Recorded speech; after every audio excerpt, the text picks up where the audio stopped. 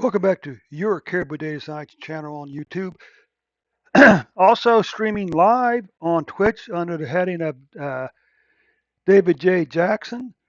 Also, the stream is called Data Analytics with Dave. That's 1 p.m. and 8 p.m. Sunday to Friday on Twitch. For more R coding, more data COVID-19 analysis fun, okay? Hey, welcome back. Let's get started here. I'll start off with the U.S. since this is where we left off.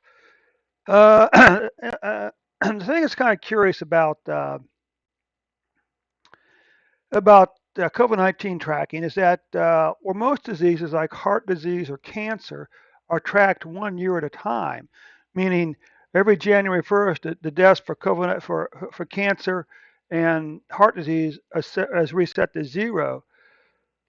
For some reason, which is beyond me, that's not the way we count COVID-19 data. COVID-19 cases starts from the very first reported case back in January 2020, and from the very first reported uh, COVID-19 death back in the end of February 2020, and continues up until today. But anyway, enough of that. Let's just start out as we always do with the vaccine report for the U.S. By the way, a big shout out to all you people who have been following us, following Twitch, follow me on Facebook. We currently have 355 subscribers. Of course, the goal now is the 360 subscribers by a week from today, by next Sunday. Okay? So, by all means, don't forget to continue to click the subscribe button, the like button. We need to get those likes up there. And also, most important of all, click on the share button. Share this video with your friends and family on Facebook. Okay? Facebook and Twitter. So, you can see here the U.S. has administered, 375 million doses. For those doses, 206 million, 206 million have been fully have received a single dose, and 175.9 million have received a full treatment. What this brings us to for a single treatment, that brings us to 62%. For the full treatment, that brings us to 52.8%. Let's take a look as we always do at our daily numbers.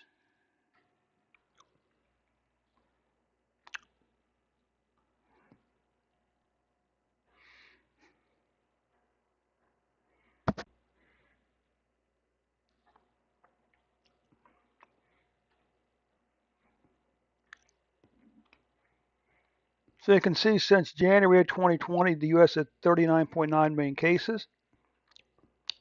And since, say, February 28, 2020, we've had 648,000 deaths.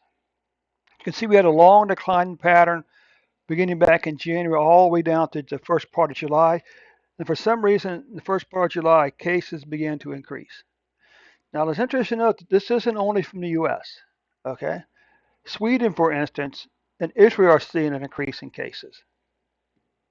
What this tells us is that the vaccine doesn't keep you from getting COVID-19. It may reduce the chances of you getting COVID-19. It may reduce the chances that you'll die. It may reduce the severity of the disease, but it will not keep you from getting COVID-19, and it will not keep you from dying from COVID-19. Once again, here's case. This is cases. That's a deaths are case. Here's cases. Deaths you can see are starting to increase also. All right. And as you can see here, uh, we'll almost certainly catch and pass 2020 cases by the end of September, unfortunately. Deaths to me are a little bit harder to call. You're not really seeing that big of change from even from week to week or day to day. Um, I'm still holding hope that we'll have fewer deaths for 12 months than we had in 11 months last year. Okay, this just gives us a visualization of the 2020 and 2021 numbers, and the same thing for deaths.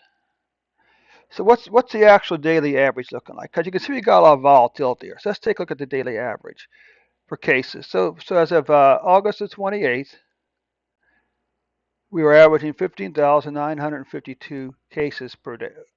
No, 159,000.5 cases per day. But you can see it went from on 9/3 at 300,000 all the way back down to 58,000. Okay, in a 24-hour period. So the average is probably a better number to look at here. What about deaths?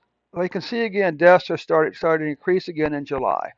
Again, we had a spike up here on January or September the 3rd, of 3,910 deaths.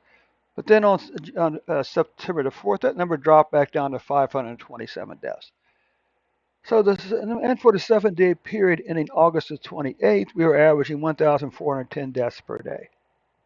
Okay, this is the total number of cases. Remember, the COVID-19 vaccine doesn't keep you from getting COVID-19, so this number is in all probability going to continue to go up despite the massive vaccination efforts. Now, that being said, should you get vaccinated? Absolutely, you should. If it does nothing to reduce the symptoms of the disease, it's worth the vaccination. Okay, but still, but the COVID-19 vaccine will not keep this number from going up. Now, it may slow down these numbers here, but as long as cases are going up, there's a chance that deaths will go up along with them. Okay. Monthly cases, well, you can see August was the third or fourth most cases of any month so far. Deaths was the, well, let's see here, was the was the sixth most cases so far, okay? This here says that for every 100,000 people currently, on average, 50 have COVID-19. And on average, for every 100,000 people in the U.S., 1/2 person dies from COVID-19 a day. And this, of course, is just a cumulative total or total cases. What we're looking for is a flattening of the curve here. We're still not seeing a flattening of cases. You know what? And we may never see the flattening of the cases. I hate to say that, but that's just the way. And we may never see a flattening of deaths either. Okay? I hate to be so somber, but you know that we have to be realistic here, okay? At some point, we have to learn to live with this disease. The same way we live with cancer and heart disease. Okay? So anyways, America, thanks so much for stopping by. Hey, don't forget to click that subscribe button, the like button, and most important of all, don't forget to click that share button. Share this video with your friends and your family on YouTube, Facebook, and in emails and text messages. Thanks so much, America. We'll catch you tomorrow with an updated report.